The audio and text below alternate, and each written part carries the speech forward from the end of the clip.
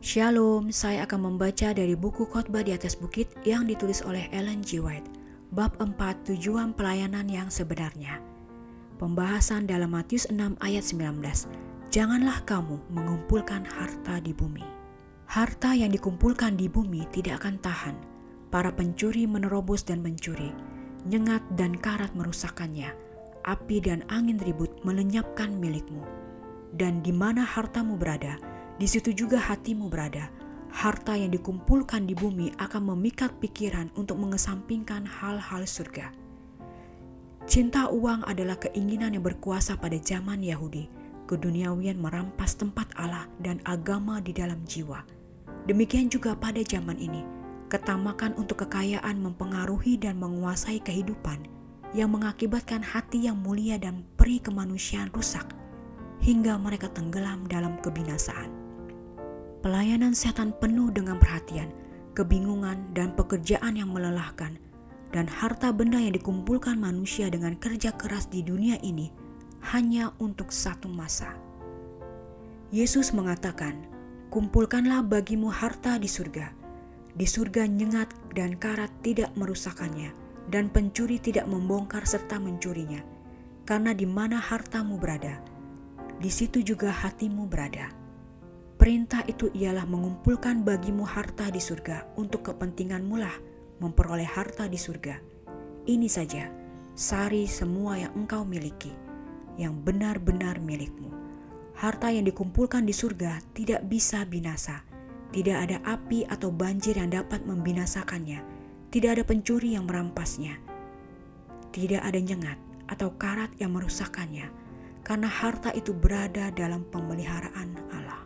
Harta ini yang dinilai sebagai di atas segala penilaian adalah betapa kayanya kemuliaan bagian yang ditentukannya bagi orang-orang kudus. Efesus 1 ayat 18.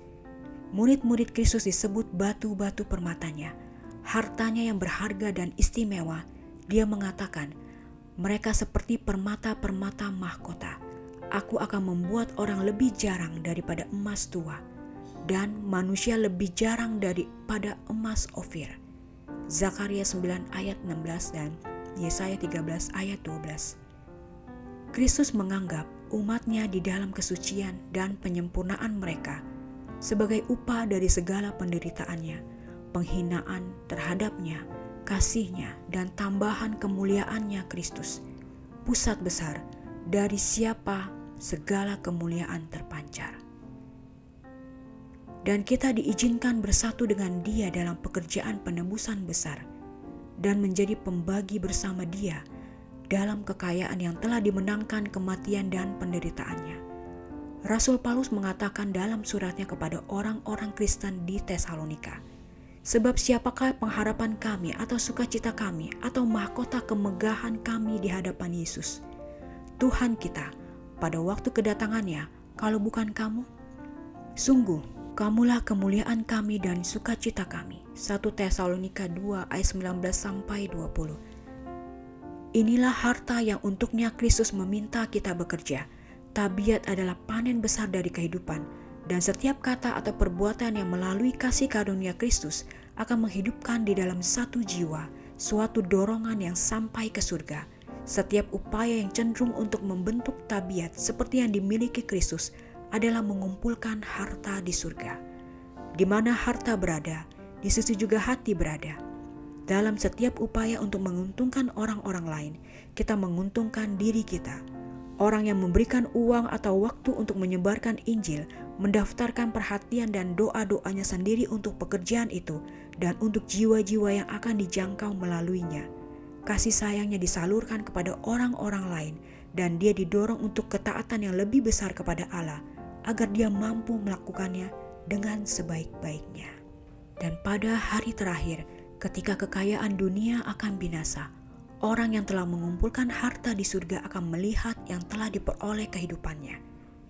Jika kita memberikan perhatian kepada kata-kata Kristus, apabila kita berkumpul di sekitar tahta putih yang besar itu, lalu kita akan melihat jiwa-jiwa yang telah diselamatkan melalui perantaraan kita, dan akan mengenal orang yang telah menyelamatkan orang-orang lain.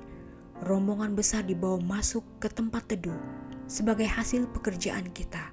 Disitulah mereka meletakkan mahkota mereka di kaki Yesus dan memujinya sepanjang zaman yang tak berkesudahan. Betapa besarnya sukacita pekerja Kristus melihat orang-orang yang ditebus ini, yang turut menerima kemuliaan penebus itu. Betapa berharganya surga kepada mereka yang telah setia dalam pekerjaan penyelamatan jiwa.